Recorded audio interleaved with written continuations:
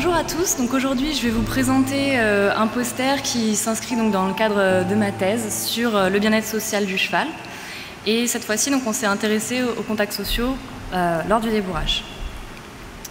Alors, pour vous resituer un petit peu le contexte, le cheval c'est une espèce qui est sociale. Donc elle a un besoin fondamental d'établir des contacts sociaux avec ses congénères. Pourtant, la plupart du temps, le cheval il va être hébergé en box individuelle. Ce qui maintenant, on le sait, a des conséquences qui sont néfastes tant sur la santé que sur son état mental.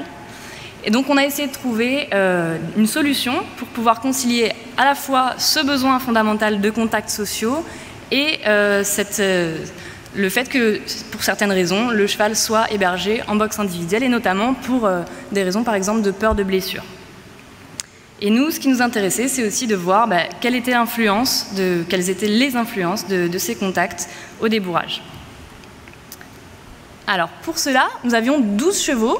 Notre effectif, c'était 12 chevaux qui étaient donc en deux conditions. La condition dite sociale, où les chevaux étaient donc hébergés en box individuelle, mais avaient la possibilité 2 heures par jour d'avoir un partenaire qu'ils pouvaient rencontrer dans un box social que vous voyez juste en dessous, la petite photo à gauche. Pour l'autre partie de l'effectif, il était donc en condition isolée, où les chevaux étaient hébergés en box individuelle, mais n'avaient pas la possibilité d'interagir. Pour l'ensemble de nos chevaux, de cet effectif, nous avons donc regardé les comportements et les apprentissages lors du travail au débourrage.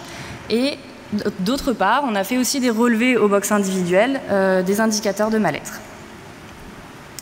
Et ce que l'on a pu observer, c'est qu'on avait une tendance, mais pas forcément de différence significative sur les performances d'apprentissage. Et ça, si vous voulez, on pourra en reparler lors des échanges autour du poster ou pendant les questions. Et pour les chevaux de la condition sociale, que vous voyez sur le graphique en rouge, ils ont exprimé plus d'inconfort, ce qui est assez étonnant, ce à quoi on ne s'attendait pas forcément, mais on les a retrouvés aussi beaucoup moins longtemps en état de tension et de tension extrême, des états où les chevaux essayaient de se soustraire aux actions du cavalier, et beaucoup plus longtemps pendant les séances en état de relaxation, donc avec un cheval plutôt avec une attitude basse et qui n'essaye pas de se soustraire aux actions du cavalier.